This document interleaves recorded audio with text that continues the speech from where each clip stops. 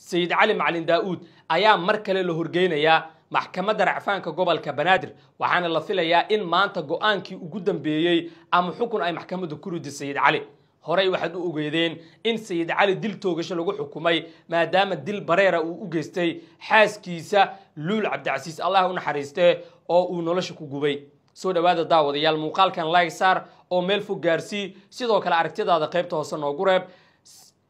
sidee u aragtaa ama maxaa maanta laga filayaa maxkamadda racfaanka gobolka Banaadir ama adiga xitaa xukun noocee ayaad ku ridi lahayd Sayid Cali Macalin Daawud oo kiiskiisa aad la wada socoteen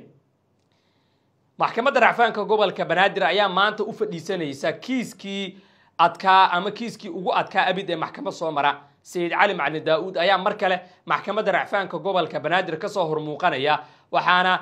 maanta la filayaa in go'aan rasmi ah laga gaaro ama xukun lagu rido Sayid Cali هراي محكمة قبل كبنادر أي دل توجش كو حكمتي سيد علي ما دام أي شيء إنه كوه شيء دنبيدي لجوسو إيديي أو أها إن أحاس كيس نلاش كو جبي دب وخبسيينا وجيريوتي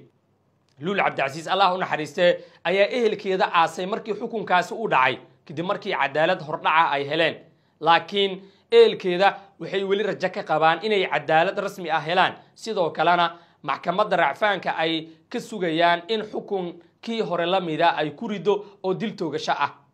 سيدو كلا هدي محكمة رعفانك أي مانت ديل توغشا كو حكم سيد علي معلن داود وحا أفران أو قادن دونا رعفانك له أو محكمة سراء الدلكة أيال إسلا آدي دونا أو لغو كلا بحي دونا وكيسكي وقعد كأبيد محكمة صومرا وقت آد ودير أيونا قاتي كيسكن الله نحرسته لول عبد العزيز دad badan oo Soomaaliyeed ayaa u kacay oo ilaa ay hadda garab taagan ilmihii ay dhashay ama caruurtii ay ka tagteen u raadinaya cadaalad iyo ehelkeedaba